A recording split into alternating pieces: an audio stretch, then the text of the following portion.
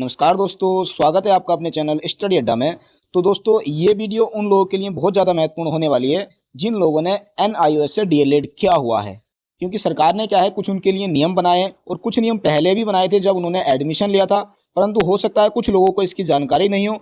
तभी हमें क्या, बहुत सारे लोगों के मैसेज आ रहे थे कि बार बार सर थोड़ा इस टॉपिक को समझाइए, ये क्या लेटर है, ये लेटर जो आया है इसमें क्या लिखा गया, थोड़ा हमें समझ में नहीं आ रहा, थोड़ा इसको एक्सप्लेन कर दीजिए। तो उसी के लिए आज ये मैं वीडियो लेकर आया हूँ। तो इस वीडियो में हम सबसे पहले ये बात करेंगे कि अधिकांश एनआईओएस डीएलएड अभ्यर्थी हुए नई प्राथमिक शिक्षक भर्ती से बाहर। कि अभी आपने देखा होगा कि जो सचिवालय है वहां से एक लेटर जारी हुआ है और उस लेटर के अकॉर्डिंग कि जो एनआईओएस वाले अभ्यर्थी हैं उनमें से अधिकांश अभ्यर्थी नई प्राथमिक शिक्षक भर्ती से पहले से ही बाहर हो गए हैं। फिर देखेंगे क्या थे 2017 में एनआईओएस से डीएलएड करने के नियम। कि भाई ये जो अभ्यर्थी बाहर हुए हैं, इनके बाहर होने का कारण ये है कि जिस समय एनआईओएस से डीएलएड स्टार्ट हुआ था तो उस समय कुछ नियम बनाए गए थे। तो ये अभ्यर्थी क्या है, इन नियमों के खिलाफ थे, तब जाकर वो नई प्राथमिक शिक्षक भर्ती से बाहर हुए हैं। दूसरा, बहुत सारे अभ्यर्थियों का प्राथमिक शिक्षक बनने का सपना टूटा। कि बहुत सारे हमारे अभ्यर्थी ऐसे हैं जो कि प्राथमिक शिक्षक बनना चाहते थे, उन्होंने डीएलएड भी किया और फिर भी जो उनका प्राथमिक शिक्षक बनने का सपना था आखिरकार वो टूट सा गया है। आगे क्या होगा इसका समाधान, ताकि नई प्राथमिक शिक्षक भर्ती में मिले मौका। कि भाई चलो, ये जो हुआ है क्या इसका अब कोई समाधान भी है जो कि नई प्राथमिक शिक्षक भर्ती के अंदर इन अभ्यर्थियों को मौका मिले जो कि अभी शिक्षक भर्ती से बाहर हो गए हैं। तो इसके लिए क्या समाधान है ये भी मैं आपको इस वीडियो में बताने वाला हूं। और हाँ, वीडियो को अंत तक जरूर देखिएगा क्योंकि ये वीडियो आपके कैरियर के लिए बहुत ही ज़्यादा महत्वपूर्ण होने वाली है। हाँ, वीडियो में आगे बढ़ने से पहले अगर आपने अभी तक हमारी वीडियो को लाइक और चैनल को सब्सक्राइब नहीं किया तो वो भी कर लीजिएगा। तो स्टार्ट कर लेते हैं। तो देखिए, सबसे पहले हम ये लेटर देख लेते हैं जिस लेटर के अंतर्गत लिखा गया है कि प्रेषक निदेशक प्रारंभिक शिक्षा उत्तराखंड देहरादून सेवा में समस्त जिला शिक्षा अधिकारी प्रारंभिक शिक्षा उत्तराखंड। यानी कि ये जो लेटर भेजा गया है, भेजने वाले हैं निदेशक जी प्रारंभिक शिक्षा के। जिसके अंदर क्या लिखा गया, और ये देखो कब का है, 9 जून 2025 की इसमें डेट लिखी है।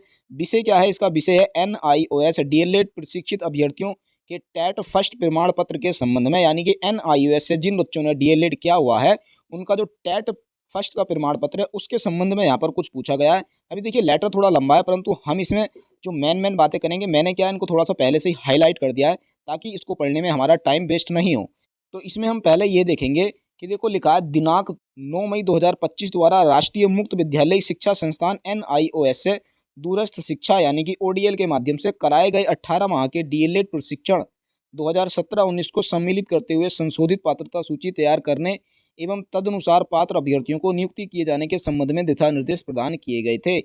इसका मतलब इसका ये कहना है कि जैसे कि अभी आपने देखा होगा कि सुप्रीम कोर्ट ने क्या है, एनआईएस डीएलएड को पूरी तरह से वैलिड कर दिया था। उसके बाद क्या है, एनआईएस से जिन बच्चों ने डीएलएड किया है उनके लिए स्पेशल एक शिक्ष काउंसलिंग कराई गई। कुछ जो छात्र हैं उनका क्या है, प्राथमिक शिक्षक भर्ती में नंबर भी आ गया है, तो उसके लिए कुछ यहाँ पर दिशा निर्देश दिए गए हैं। जैसा इसमें लिखा गया है कि निदेशालय के प्राप्त शिकायतों द्वारा संज्ञानित कराया गया है कि कतिपय जनपदों में 2017 से पूर्व के यथा 2013 अध्यापक पात्रता परीक्षा टेट फर्स्ट प्रमाण पत्र धारकों को नियुक्ति प्रदान की गई है तथा इनके द्वारा प्रमाण पत्रों के आधार पर नियुक्ति हेतु दावा किया जा रहा है। यानी कि ये जो अभी शिक्ष काउंसलिंग हुई है इसमें कुछ लोगों ने अपना जो टेट फर्स्ट का प्रमाण पत्र है वो 2017 से पहले का लगाया है, जैसे कि 2013 का लगाया है या कुछ उसके आगे पीछे का लगाया है। कहने का मतलब ये है कि जब उन्होंने डीएलएड नहीं किया था और ना ही एडमिशन लिया था उससे पहले का ही उनका टेट पास है और उस संबंध में यहाँ पर बताया गया है। देखिए, एक क्वेश्चन तो यहाँ पर ये बनता है कि भाई कि अगर आपने डीएलएड नहीं किया है तो ये जो टेट फर्स्ट है ये किस बेस पर किया है। दूसरा क्वेश्चन ये बन जाता है यहाँ पर कि भाई हो सकता है ये जो टेट फर्स्ट है ये बीएड के बेस पर किया हो, परंतु जब डीएलएड में एडमिशन हुआ था तो उस समय क्या कहा गया था, कुछ नियम कानून बताए गए थे कि जितने भी बीएड वाले अभ्यर्थी हैं उन लोगों को डीएलएड करने की आवश्यकता नहीं है, उन लोगों के लिए एक अन्य कोर्स कराया जाएगा। वो मैं आपको इस लेटर में दिखाऊंगा कि उनके लिए कौन सा कोर्स बताया गया था। जैसे हम आगे देख लेते हैं, बाकी कोई इसको पूरा पढ़ना चाहता है तो हमारे टेलीग्राम चैनल से इसको ले सकता है। ठीक है, आगे हम देखते हैं। आगे लिखा है कि भारत सरकार की अधिसूचना संख्या 856 दिनांक 17/10/2017 द्वारा अप्रशिक्षित नियुक्त कार्यरत शिक्षकों को प्रशिक्षित कराए जाने हेतु अंतिम अवसर प्रदान करते हुए दिनांक 31/3/2019 की तिथि निर्धारित की गई थी। यानी कि मानव संसाधन विकास मंत्रालय द्वारा जितने भी अप्रशिक्षित अध्यापक थे, अप्रशिक्षित अध्यापक वह अध्यापक होते हैं जिन्होंने टीचिंग से संबंधित कोई कोर्स नहीं किया हो, ना तो उन्होंने बीएड किया हो, ना डीएलएड किया हो और ना डीएड किया हो और ना ही बीएलएड किया हो, और भी अन्य जो कोर्स आते हैं वो उनमें से कोई सा भी ना किया हो, उसको हम बोल देंगे अप्रशिक्षित अध्यापक। ठीक है, तो ये जो प्रोग्राम चलाया गया था सिर्फ अप्रशिक्षित अध्यापकों के लिए चलाया गया था, और वो भी उन अप्रशिक्षित अध्यापकों के लिए जो कि उस समय कार्यरत थे स्कूलों में।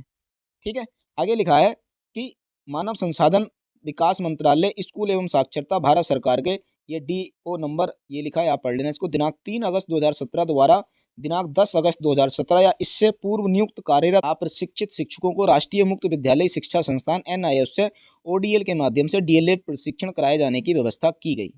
यानी कि जो अप्रशिक्षित थे उनको ओडीएल के माध्यम से डीएलएड कराने की व्यवस्था की गई। इससे स्पष्ट है कि वर्ष 2017-19 का 18 माह का डीएलएड प्रशिक्षण ऐसे अध्यापनरत शिक्षकों हेतु था जो 23/8/2010 तथा संशोधित 29/7/2011 के अनुसार न्यूनतम अर्हता प्रशिक्षण प्राप्त नहीं थे, यानी कि वो अप्रशिक्षित थे। यानी कि जो अध्यापक अप्रशिक्षित थे, जब प्रशिक्षण ही 2017-19 की अवधि में प्राप्त किया गया है तो इससे पूर्व अध्यापक पात्रता परीक्षा यानी कि टेट फर्स्ट प्रमाण पत्र प्राप्त किया जाना संदेह स्पष्ट है। इसका मतलब यह है कि आपने डीएलएड 2017-19 के बीच में किया है और उससे पहले आपका टेट फर्स्ट है, तो इसका मतलब आपने कुछ जानकारी छिपाई है, यानी कि ये क्या संदेह के घेरे में है। आगे लिखा है कि यदि किसी अन्य योग्यता प्रशिक्षण के आधार पर टेट फर्स्ट प्रमाण पत्र किया गया है तो ऐसे अभ्यर्थियों द्वारा 17-19 का एनआईएस डीएलएड प्रशिक्षण करने में इस तथ्य को छिपाया गया है जो कि गैर कानूनी है। यानी कि अगर आपने बीएड किया हुआ है तो उस समय जो एनआईएस से डीएलएड करने के नियम थे तो उस समय आपने वो जानकारी छिपा ली थी, और इसका मतलब जो जानकारी आपने छिपाई है तो उस तथ्य को छिपाना गैर कानूनी है। फिर आगे लिखा माननीय सर्वोच्च न्यायालय नई दिल्ली द्वारा पारित आदेश के द्वारा ये मतलब वही लिखा है कि इसके अंदर जो 6 काउंसलिंग की गई थी उसमें ऐसा ऐसा हुआ है। बाकी देखो आगे लिखा है कि माननीय सर्वोच्च न्यायालय नई दिल्ली द्वारा पारित आदेश संख्या 10/12/24 एवं दिनांक 5/3/25 के क्रम में दिनांक 24/5/25 को आयोजित काउंसलिंग में चयनित एनआईओएस डीएलएड वर्ष 17-19 प्रशिक्षित अभ्यर्थी इस प्रशिक्षण से पूर्व अध्यापक पात्रता परीक्षा प्रथम में प्रतिभाग करने हेतु किसी प्रकार से पात्र नहीं थे अथवा अन्यथा की स्थिति में एनआईओएस डीएलएड वर्ष 2017 प्रशिक्षण हेतु पात्र नहीं थे। यानी कि अगर आपने 17 से पहले टेट पास किया है तो भाई आप टेट के लिए योग्य नहीं थे, आपने टेट गलत तरीके से किया है। दूसरा, यदि आप टेट के लिए योग्य थे तो आप डीएलएड के लिए योग्य नहीं थे, तो आपने डीएलएड गलत तरीके से किया, उसमें कोई तथ्य को छुपाया गया है। फिर लिखा है कि अतः उक्त के आधार पर वर्ष 17-19 से पूर्व के अध्यापक पात्रता परीक्षा प्रथम प्रमाण पत्र के आधार पर सम्मिलित अभ्यर्थी के चयन या चयन से बाहर रखे जाने के संबंध में साकारण आदेश पारित करते हुए ऐसे प्रकरणों को निस्तारित करना सुनिश्चित करें। यानी कि अगर आपका चयन हो गया है तो भाई आपका जो चयन है वो रद्द किया जाएगा, ये यहाँ पर कन्फर्म ही हो चुका है। आगे आप देख सकते हैं कि यहाँ पर जो प्रारंभिक शिक्षा के निदेशक हैं अजय कुमार नोडियाल जी, यहाँ पर उनके साइन है और यहाँ पर ये डेट यहाँ पर, और यहाँ पर उनकी ये उन्होंने ये बाकायदा डेट भी लिख रखी है 9/6/2025 की। ठीक है, अब थोड़ा हम देख लेते हैं कि उस समय जिन लोगों ने डीएलएड किया था तो उस समय डीएलएड करने के क्या क्या नियम थे। ठीक है, तो जैसा कि आप देख रहे हैं यहाँ पर भी लिखा है कि अप्रशिक्षित शिक्षकों को डीएलएड प्रशिक्षण कराए जाने के संबंध में, यानी कि ये 8 सितंबर 2017 का है। यानी कि जब लोगों को डीएलएड कराने के लिए कुछ नोटिफिकेशन निकाले गए थे तो उस समय यहाँ पर कुछ नियम बताए गए थे कि कौन कौन लोग डीएलएड कर सकते हैं।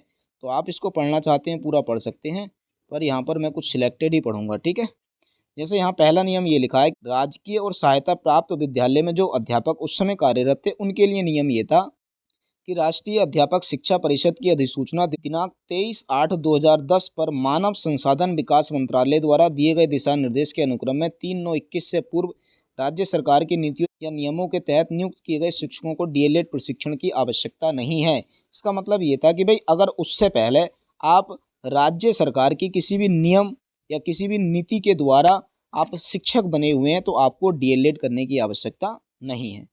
देखिए ये जो दूसरा पॉइंट लिखा है इसका सीधा मतलब ये है, सारा पढ़ेंगे तो टाइम ही वेस्ट होना है।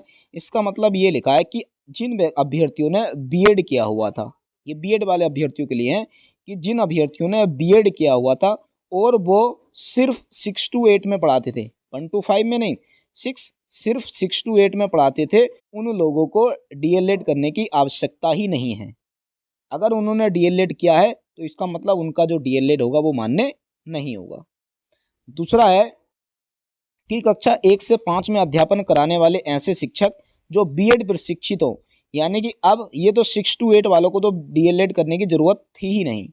दूसरा, जो शिक्षक ऐसे थे जो 1 to 5 में पढ़ाते थे, उनके लिए नियम ये था कि भाई अगर उन्होंने बीएड किया है तो उनको भी डीएलएड करने की आवश्यकता नहीं है, जबकि उनको डीएलएड की जगह पर क्या करना है, 6 माह का ब्रिज कोर्स करना है। ठीक है, इस चीज़ का ध्यान रखना है। यानी कि बीएड वालों के लिए ये जो डीएलएड था ही नहीं। डीएलएड तो सिर्फ उन लोगों के लिए था जिन्होंने बीएड नहीं किया है। आप प्रशिक्षित हैं बिल्कुल। तो यहाँ पर ये भाई क्लियर हो जाता है कि इन लोगों ने बीएड किया है और बीएड के बाद अगर एनआईओएस से डीएलएड किया है तो वो इनवैलिड माना जाएगा। ठीक हो गया। बहुत सारे बच्चों के देखिए ऐसे कन्फ्यूजन आ रहे थे कि भी उनकी जो 12th में थी ना 50% से कम थी, तो ये पॉइंट भी यहाँ पर क्लियर हो जाता है। साफ साफ लिखा है यहाँ पर कि अगर आपके 12th में 50% से कम है और आप जनरल कैटेगरी से हो तो आपको क्या करना पड़ेगा, अंक सुधार करना पड़ेगा। यानी कि 12th में 50% नंबर लाने ही पड़ेंगे, चाहे उसके लिए आप कोई दूसरा एग्ज़ाम दे लो। यानी कि जब आपके 12th में 50% हो जाएंगे तो उसके बाद आपका जो डीएलएड होगा कंप्लीट होगा। और एससी एसटी ओबीसी के लिए 45% की कंडीशन रखी गई थी। बाकी दूसरा, सीपीएड, बीपीएड, डीपीएड प्रशिक्षित शिक्षक जो शिक्षण कार्य करने हेतु नियुक्त हैं को डीएलएड करना होगा। यानी कि ये टीचर थे सीपीएड वाले, बीपीएड वाले, डीपीएड वाले, इनको डीएलएड करना जरूरी था, इनके लिए कोई कंडीशन नहीं थी। दूसरा देख लेते हैं, ये तो वो स्कूल रहे राजकीय और सहायता प्राप्त वाले। दूसरे स्कूल थे पब्लिक स्कूल। अब पब्लिक स्कूलों में क्या नियम था भाई, पब्लिक स्कूलों में भी यही नियम था जो मैंने आपको यहाँ पर बता दिया है। तो सेम टू सेम नियम है, चाहे कोई भी विद्यालय का हो तो नियम तो सेम ही रहना है। यानी कि इसमें भी यही लिखा है कि जो 1 to 5 में टीचिंग कराते थे तो उनको क्या था, 6 माह का ब्रिज कोर्स करना था, और जो सिर्फ 6 to 8 में कराते थे उनको डीएलएड की करने की आवश्यकता ही नहीं थी और ना ही कोई ब्रिज कोर्स करने की आवश्यकता थी। बाकी यहाँ पर सीपीएड और बीपीएड वाले जितने भी थे उनको डीएलएड करना था। यानी कि भाई सारी की सारी चीज़ें इनको भी 12th में 50% चाहिए थे और एससी एसटी ओबीसी को 45% चाहिए थे। बाकी अगर उनके नंबर कम भी हैं तो वो एनआईएस में एडमिशन ले लेंगे, यानी कि पंजीकरण करा लेंगे और बाद में वो 12th में 50% तक ला सकते हैं एग्ज़ाम देकर।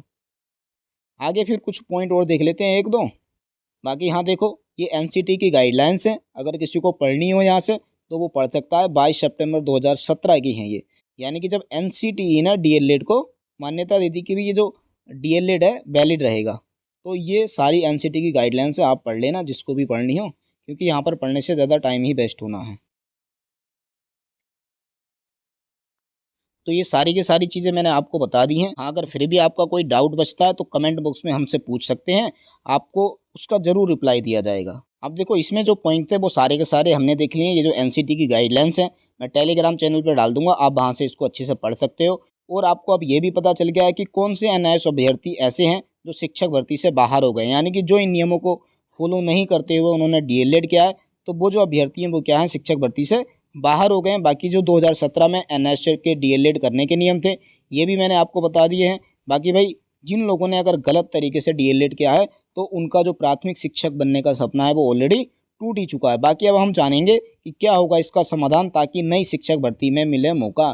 तो देखिए, इसका समाधान एक ही है कि अगर आपने गलत तरीके से डीएलएड किया है तो आप तो बाहर ही हो, और इसका अब आप खुलासा भी मत करना, नहीं तो अगर आप पकड़े जाते हो तो हो सकता है आपके ऊपर कोई कार्यवाही भी की जा सकती है। तो इसका कोई भी समाधान नहीं है, बस एक ही समाधान है, अगर गलत तरीके से किया है तो उस जानकारी को छिपा कर ही रखें, उजागर ना करें। तो यही इसका एक समाधान है। बाकी जिन बच्चों ने सही तरीके से किया है, नियमों के अनुसार क्या है, तो उन बच्चों को कोई भी दिक्कत नहीं आने वाली है, वो नई भर्ती के लिए एलिजिबल है। कभी भी नई प्राथमिक शिक्षक भर्ती आएगी वो उसमें फॉर्म भरेंगे और ज्वाइनिंग भी लेंगे। तो ये जानकारी आपको कैसी लगी कमेंट बॉक्स में ज़रूर बताइएगा। और हाँ, अगर वीडियो आपको हमारी अच्छी लगी हो तो वीडियो को लाइक और अपने दोस्तों तक शेयर और चैनल को सब्सक्राइब करना नहीं भूलिएगा। मिलते हैं फिर बहुत ही जल्द नेक्स्ट वीडियो में, तब तक के लिए बेस्ट ऑफ लक।